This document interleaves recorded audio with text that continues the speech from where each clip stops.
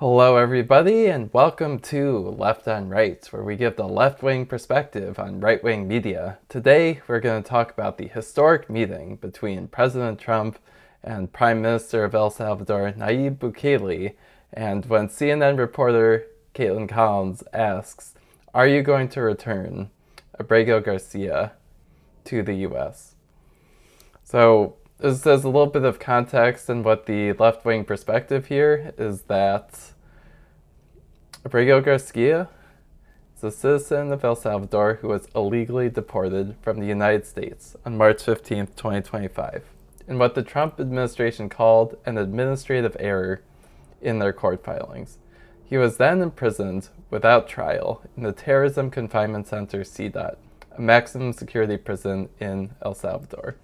Now let's go to Megyn Kelly and her contributors on this event. Extraordinary how Trump basically had the whole cabinet in there. It was, I haven't seen that before. I mean, did you see them all standing there behind the couch? Right. It was Marco Rubio sitting on the couch with Pam Bondi. And then So the basic point that Megyn Kelly is making here is this is a great meeting. It's amazing. And that is a very surprising position to take given what happened, but let's continue. And Trump and Bukele sitting in their chairs, and behind Rubio and Bondi was everybody. Stephen Miller was there, Linda McMahon was there, Kristi Noem was there. Like, they're all, everybody was standing. I was like, wow, this is actually very cool. He's brought some into the Oval before, but there was a reason he brought them all in, and he used them to answer questions from reporters. And as I hear you talking about this, like park your car on it, I think he was parking the car yesterday. I'll just show you some of what I'm talking about, because those cabinet members and Stephen Miller, who's senior advisor to the president, were doing battle, in particular with CNN's Caitlin Collins. So yeah, she's totally right. The advisors of the Trump administration are all there, and we're debating on the topic of what happens with this person who was incorrectly deported due to an administrative error. Which one is that? The man who was mistakenly deported to El Salvador. Well, let me ask Pam, would you answer that question? The Supreme Court ruled, President, that if, as El Salvador wants to return him, this is international matters, foreign affairs, if they wanted to return him, we would facilitate it, meaning provide a plane. So will you return him? It's very arrogant even for American media.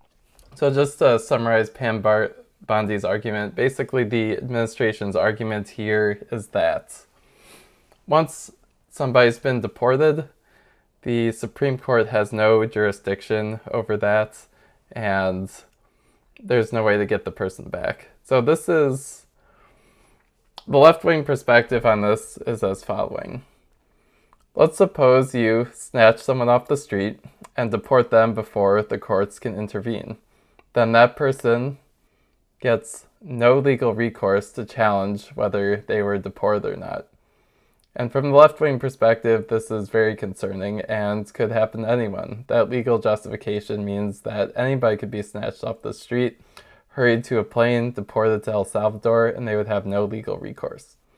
So if you're on the left or the right, this should be very concerning.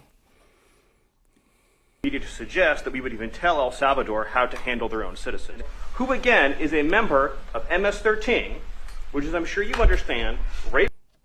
So it's an interesting point from Stephen Miller. He's basically saying that this guy is a member of El Salvador. He's a citizen of El Salvador, and he's a member of MS-13. However, that's never been proven in court. I think this is another point where I think everyone would agree there's a really important question here.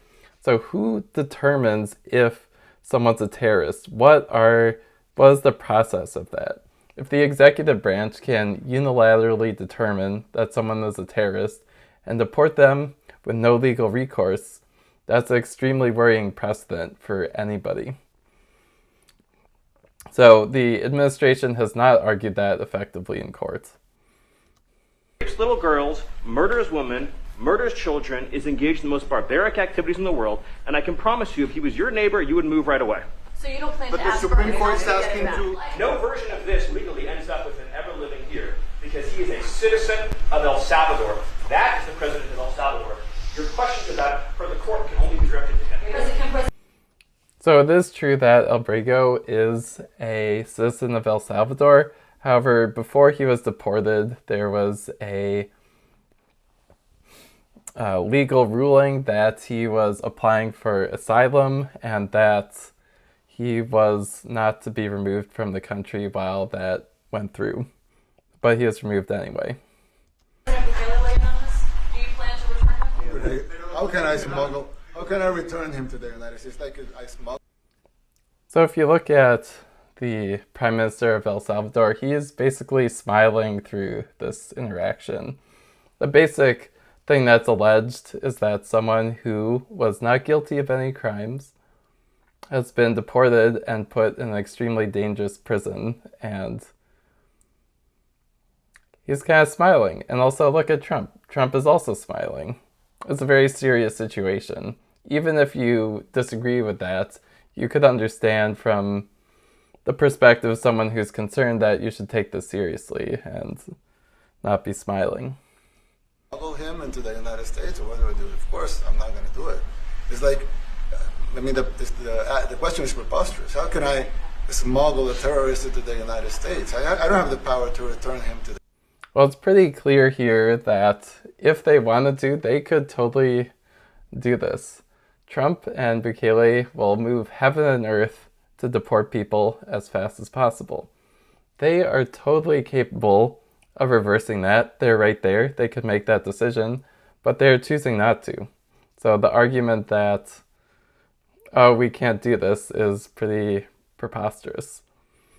The United States. You could release him inside El Salvador. Yeah, but I'm not releasing, I mean, we're not very fond of releasing terrorists into our country. That's not... So again, nobody's proved that he's a terrorist. So this characterization that he is a terrorist is just not substantiated. Well, they'd love to have a criminal, released into our country. Okay, so you can see here Trump is saying, oh, they'd love to have a criminal. That is misrepresenting what the argument is and not arguing in good faith, unfortunately.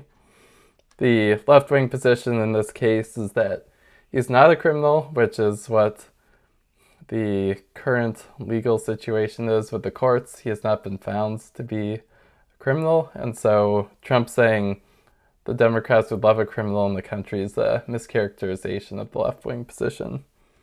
I mean, there's a fascination. They would love it. Yeah. They're sick. These are sick people. The foreign policy of the United States is conducted by the President of the United States, not by a court. We won a case 9-0, and people like CNN are portraying it as a loss, as usual, because they want foreign terrorists in the country. So again, Stephen Miller comes in and says that the Democrats want terrorists in the country, which is not an accurate characterization of the position here. You said that if the Supreme Court said someone needed to be returned, that you would abide by that. You said that on your response just 2 days ago. How long do we have to answer this question from you? Why don't you just say, isn't it wonderful that we're keeping criminals out of our country? Why can't you just say that? All right, so that was just a small snippet of the meeting, and now we're going to get into the commentary from Megyn Kelly and her guests. Megyn, I don't do this very often, okay, but in terms of Chef's political kiss. execution, that is chef's kiss level stuff. And Yeah. to make them just sit there and own this. And yes, you are welcome to be the party of violent gang members and terrorist organizations. So this is an interesting point from him. I mean, I'm actually genuinely curious what they really know about this versus what they're saying. So if you look at the court documents, it's pretty clear that the contention is that this person has no proof that he is a terrorist or a gang member, and then they're going on about how he was, and they argued that so effectively. Have a right to be in your neighborhoods against your own will. You're welcome to be the side that represents that argument. I would not move off this talking point. You know, there's an old in the radio business, in the old FM DJ business, the old saying was, just when you're getting sick of the song, The audience is starting to get it, right? Okay. So, yeah, interesting argument from him. I think that this isn't. It's going to be interesting to see. I mean, there's a real debate going on. There's. One of the reasons I made this channel is because it seems like the left-wing media and the right-wing media are coming from totally different worlds and have a different set of facts.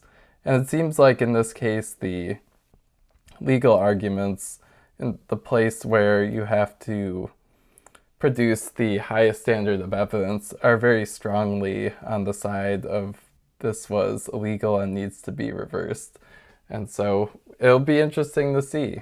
I'm pretty curious why this particular video is taking this position. And so if you're somebody who's watching Megyn Kelly and are curious what are all the Democrats thinking about, this video is basically for you to get some understanding of what the left-wing perspective is. And I've got another video here that I think would be very interesting. So this is Legal Eagle. He is a practicing lawyer and adjunct law professor, and he gives a detailed explanation of why or what's happening in this court case and why it's incorrect. So I'd highly recommend, if you are more on the right-wing side of things and curious what happened, there's a very detailed explanation of what happened in this video. So that's all for today. If you are somebody who is interested in getting the left-wing perspective on right-wing issues, I'd love it if you thumbs up this video, share this video, and I will see you next time.